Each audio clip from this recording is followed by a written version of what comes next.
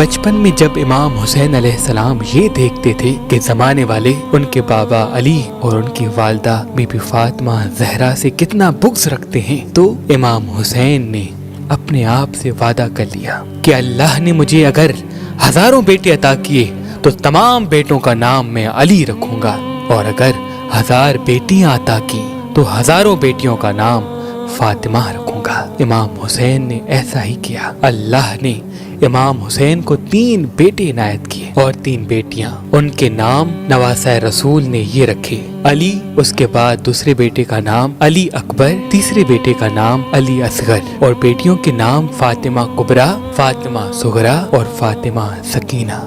جب ایران فتح ہوا تو ایران کے راجہ یزدگرد کی ایک بیٹی تھی جس کا نام شاہ زمن تھا۔ وہ امام حسین علیہ السلام کے فضائل اور شخصیت سے کافی متاثر تھی۔ انہوں نے اپنی خواہش کو آشنا کیا کہ میری شادی نواسۂ رسول حضرت امام حسین سے کی جائے۔ تو سن 37 ہجری میں امام علی علیہ السلام نے بی بی شاہ زمن اور امام حسین علیہ السلام کا نکاح کیا۔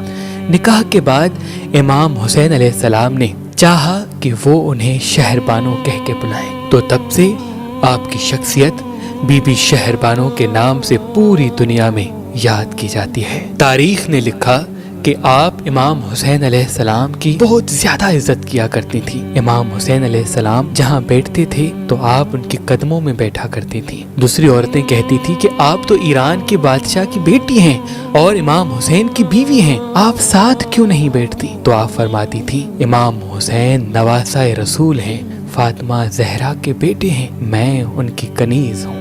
بالآخر حضور پاک صلی اللہ علیہ وآلہ وسلم کی رحلت کے 27 سال بعد 4 جنوری 659 عیسوی 5 شعبان 38 ہجری مدینہ پاک میں امام حسین اور بی بی شہر بانو کو اللہ نے ایک بیٹا عطا کیا، اور اس کا نام امام حسین نے امام علی کی زندگی میں ہی علی رکھ دیا۔ جیسے ہی آپ کی آمد ہوئی تو سب سے پہلے امام علی ابن ابی طالب علیہ السلام نے آپ کو اپنی گود میں لیا اور زاروں قطار رونے لگے۔ امام حسین نے پوچھا، بابا جان آپ رو کیوں رہے ہیں؟ امام علی نے کہا، اے حسین، تمہارے قتل کے بعد اس میرے پوتے کو بہت تکلیفیں سہنی پڑیں گی۔ یہی کوفہ ہوگا جہاں یہ قید کر کے لایا جائے گا، اس کو پتھر مارے جائیں گے، اور یہ اکیلا نہیں، حسین تمہاری بہنیں، مائیں اور بیٹیاں بھی ساتھ ہوں گی، اور یہ قدم قدم پہ خون کے آنسو روئے گا تاکہ دین اسلام زندہ رہ سکے۔ آپ کی عمر مبارک تقریباً 3 سال کی جب ہوئی تو حضرت علی ابن ابی طالب علیہ السلام کو مسجد کوفہ میں شہید کر دیا گیا۔ آپ جناب عباس سے تقریباً 12 سال چھوٹے تھے، نہایت نفیس اور با ادب اور عبادت میں مصروف و مشغول رہتے تھے۔ آپ کے اخلاق کا عالم یہ تھا کہ ایک مرتبہ دسترخوان پہ آپ اپنی والدہ کے ساتھ کھانا کھا رہے تھے، کھانا کھاتے بھی تھے اور اپنی والدہ کے مبارک چہرے کو دیکھتے بھی تھے۔ تو آپ کی والدہ بی بی شہر بانو نے کہا، اے میرے پیارے بیٹے، مجھے بار بار دیکھ کیوں رہے ہو؟ تو امام سجاد نے کہا، میں آپ کو دیکھ اس لیے رہا ہوں تاکہ ایسا نہ ہو کہ آپ کسی چیز کو دیکھیں اور آپ سے پہلے وہ چیز میں اٹھا لوں۔ جو چیز میری ماں نہیں کھائے گی وہ چیز اس کا بیٹا سجاد کھائے گا۔ بچپن سے ہی زیادہ عبادت کرنے کی وجہ سے آپ کی پیشانی پہ سجدے کا نشان واضح نظر آنے لگا۔ آپ پوری رات سجدے میں گزارتے تھے۔ ایک مرتبہ آپ کی والدہ قریب آ کے سننے لگی تو آپ سجدے میں تھے اور آپ کے لبوں پہ یہ صدا تھی، اے اللہ یہ مسکین تیرے در پہ آیا ہے، اے اللہ یہ فقیر تیرے در پہ آیا ہے، اے اللہ یہ کمزور تیرے در پہ آیا ہے۔ آپ کی والدہ حیران ہو گئی کہ یہ 4 سال کا بچہ ایسے تڑپ کے اللہ کی عبادت کر رہا ہے، اور یوں آپ کا نام عابد پڑ گیا۔ بچپن سے ہی دکھوں اور تکلیفوں کو سہتے سہتے جب زمانہ بلوغیت تک آپ پہنچے تو سادات کا مدینے میں رہنا محال ہو گیا۔ امام حسین علیہ السلام نے اپنے اہل و عیال کو ساتھ لے کر مکے سے ہو کر کربلا کے لیے سفر کر دیا۔ راستے میں جب امام سجاد تک مسلم بن عقیل کی شہادت کی خبر پہنچی تو امام سجاد کو جلال آیا۔ امام حسین علیہ السلام نے امام سجاد کے کندھوں پہ ہاتھ رکھ کے کہا، سجاد تمہارا امتحان یہ نہیں بلکہ تمہارا امتحان تو مجھ سے بھی سخت ہے۔ میری شہادت کے بعد تمہیں اپنی ماؤں بہنوں کے ساتھ قید کر دیا جائے گا، تمہیں پتھر مارے جائیں گے، باغی کا بیٹا بلایا جائے گا، تمہیں قدم قدم پہ तमाम सदमात बर्दाश्त करने हैं, अपने नाना के दीन को, अपने बाबा की शराफत और दादा की सदाकत को बयान करना है। इमाम सज्जाद ये सुनकर दिन ब दिन अलील होते रहे, यहाँ तक कि जब आप करबला में पहुंचे तो आप बिस्तर से उठ भी नहीं सकते थे। बस वो दिन आ गया जब हर एक शहीद इस्लाम पर कुर्बान हो रहा था। इमाम हुसैन के सब साथी इस्लाम पर कुर्बान हो गए। जनाब अब्बास ना रहे, अली अकबर ना रहे, शहजादा कासिम ना रहे, अली असगर भी ना रहे। बस इमाम हुसैन अपने बेटे अली ज़ैनुल आबदीन के खेमे में आते हैं और कहते हैं, सज्जाद अपने बाबा का आखिरी सलाम कबूल करो। इमाम सज्जाद ने कहा, बाबा आपका जिस्म खून में रंगीन क्यों है? इमाम हुसैन ने कहा, सुबह से लेके अब तक एक एक शहीद के लाश उठा उठा के तेरा बाबा गरीब हो गया। इमाम सज्जाद ने कहा, चचा अब्बास? इमाम हुसैन ने कहा, वो नहर किनारे सो रहे हैं। अली अकबर, अली असगर से लेके हर एक अल्लाह के दीन पे कुर्बान हो गया। इमाम सज्जाद अलैहिस्सलाम ने अर्ज किया, बाबा मुझे एक छड़ी और एक तलवार दे दो। इमाम हुसैन ने कहा, क्यों मेरे बेटे? इमाम सज्जाद ने कहा, बाबा मैं भी आपके कदमों पे कुर्बान होना चाहता हूँ। इमाम हुसैन ने कहा, तुम्हारा इम्तिहान ये नहीं, मेरी शहादत के बाद तुम जानो, ये बीबियां जाने। सज्जाद अपने नाना की सदाकत को बयान करते रहना। सज्जाद इस्लाम के परचम को कभी झुकने नहीं देना। बस इमाम हुसैन अलैहिस्सलाम मैदान में गए और कहा, मैं वही हुसैन हूँ जिनके लब रसूल अल्लाह चूमा करते थे। मैं वही हुसैन हूँ जो जन्नत का सरदार हुजूर पाक फरमाते थे। मैं वही हुसैन हूँ जिनको कंधों पे सवार करके रसूल अल्लाह दिखाते थे। लेकिन अफसोस, कोई तीर मारता है, कोई पत्थर मारता है, कोई तलवार मारता है, कोई भाले मारता है, कोई नेज़े मारता है। तारीख ने लिखा, जिसके पास मारने के लिए कुछ न था, वो करबला की गरम रेत उठा के इमाम हुसैन की तरफ फेंकता है। बस नवासाए रसूल जब घोड़े की जीन से जमीन पे आया, फौजे यजीद में खुशी का माहौल बर्पा हो गया।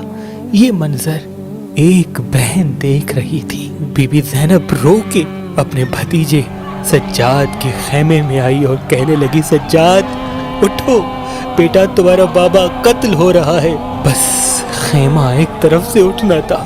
इमाम सज्जाद बिस्तर बीमारी से देखते हैं शिमर इमाम हुसैन के मुबारक गले पे छुरी रख के कत्ल कर रहा है। आसमान का रंग सुर्ख हो गया, जमीन तड़पने लगी, कायनात का जर्रा जर्रा नबी के लाल पे सोगवार है। इमाम सज्जाद ने जब ये मंजर देखा तो कहीं कयामत ना आ जाए, फौरन सजदा शुक्र में गए और अल्लाह की नेमतों का शुक्र किया कि ऐ अल्लाह तेरा शुक्र है तूने जमीन पैदा की, ऐ अल्लाह तेरा शुक्र है तूने आसमान पैदा किया, ऐ अल्लाह तेरा शुक्र है तूने मोहम्मद व आल मोहम्मद को सुरखरू किया, ऐ अल्लाह तेरा शुक्र है तूने हमें इस अजीब इम्तिहान के लिए चुना। ख़याम जलते रहे, बीबियां बेपर्दा हो गईं, लेकिन इमाम सज्जाद सजदा शुक्र में मुसलसल अल्लाह की नेमतों का शुक्र किए जा रहे थे। बस पूरी शाम गरीबा सैयदुल साजिदीन ज़ैनुल आबिदीन सजदा शुक्र में रहे। सुबह ताजियाना लेके शिमर आता है और ताजियानों के साथ इमाम सज्जाद को सजदे से उठाता है और कहता है, ये जंजीरें पहन लो, यजीद का हुक्म आया है कि तुम्हें और तुम्हारी बहनों फुफ्फियों को कैद करके शाम लेके जाना है। और बस नबी की बेटियों को बेपर्दा करके कैदी बना के कूफा और शाम की तरफ ले जाया गया। इमाम सज्जाद गले में तोक, पाँव में पेड़ियां और हाथ जंजीरों से बंधे कैदी होके चल रहे हैं। नजरें उठाएं तो देखें आगे अपने खानदान के तमाम मर्दों के सर नेज़ों पे सवार है, और अगर पीछे देखें तो अपने खानदान की तमाम औरतें कैदी बन के आ रही है, और बीच में साबिर इमाम अली इब्नुल हुसैन खून के आंसू रो रो के चल रहे हैं। बीमार करबला अगर कहीं गिर जाता था تو شمر تازیانہ لے کے مارتا تھا اور کہتا تھا جلدی چلو تاکہ جلد سے جلد یہ خوشخبری دربار یزید تک پہنچے اور میں انعام لے سکوں۔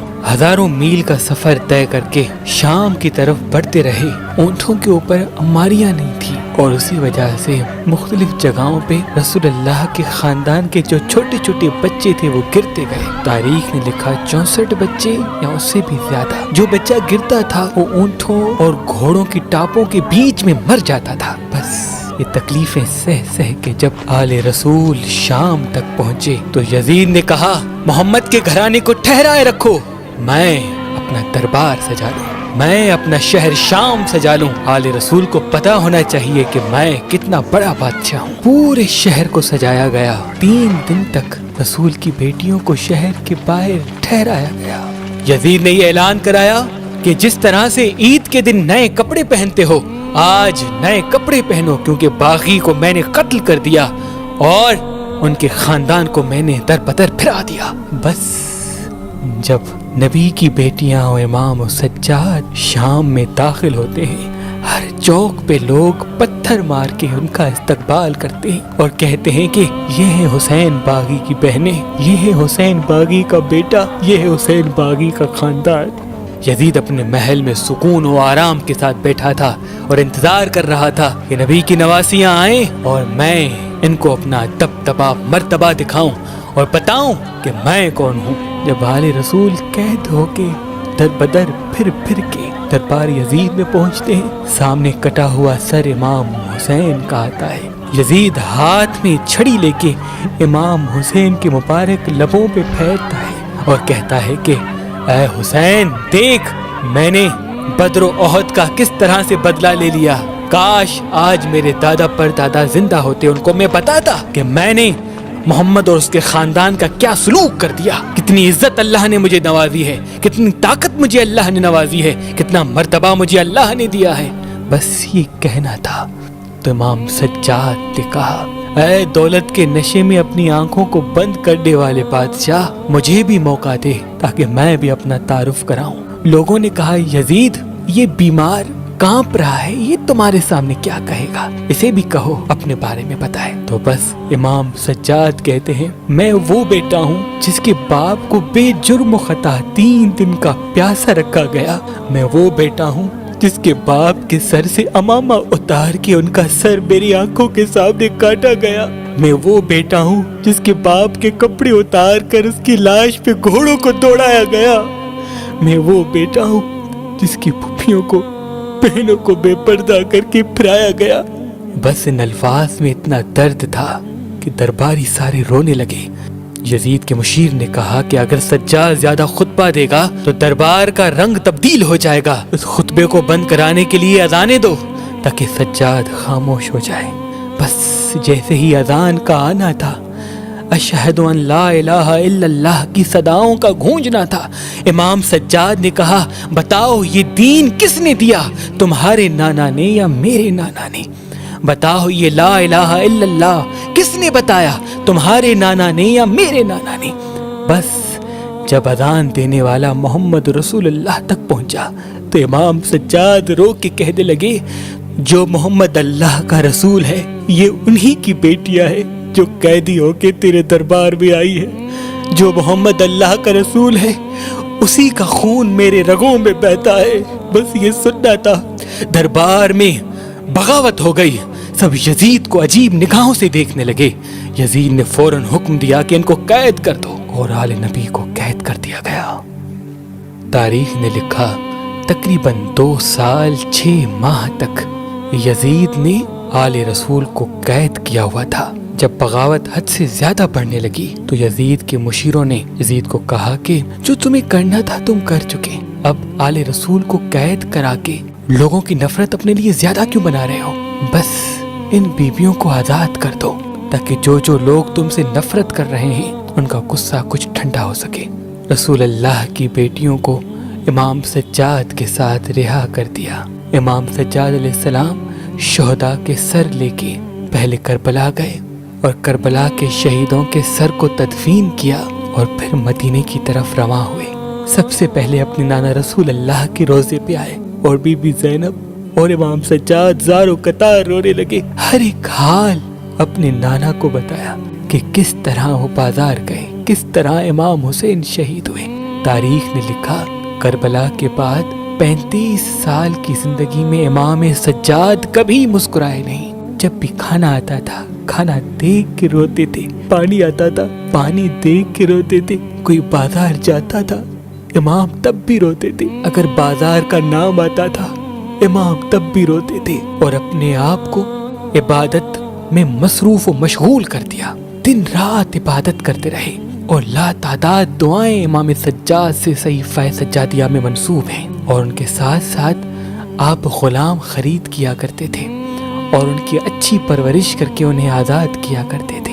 امام سجاد آدھی رات کو وہ روٹیاں اناج لے کے کافی گھروں میں پہنچایا کرتے تھے، یہاں تک کہ گھر والوں کو بھی پتہ نہیں ہوتا تھا کہ یہ رزق حلال کس نے بھیجا ہے۔ پوری زندگی اللہ کی مخلوق کی خدمت کرتے رہے اور اللہ کی عبادت کرتے رہے۔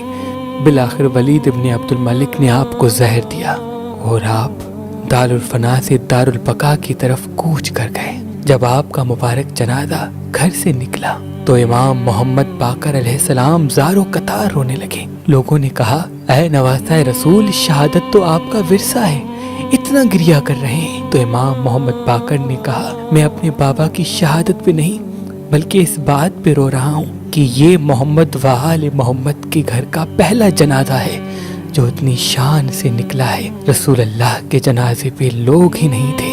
میرے دادا علی اور دادی فاطمہ کا جنازہ رات کی تاریکی میں اٹھایا گیا، دادا حسن کے جنازے پہ تیروں کی بارش ہوئی، تو میرے دادا حسین کا تو جنازہ ہی نہیں ہوا۔ آج پہلی مرتبہ محمد کے گھرانے کا جنازہ اتنی شان سے اٹھا ہے، اور آپ کے بیٹے امام محمد باقر نے 25 محرم 95 ہجری کو امام حسن علیہ السلام کے پہلو میں آپ کو تدفین کر دیا۔ سلام ہو زین العابدین سید الساجدین امام علی ابن الحسین پر۔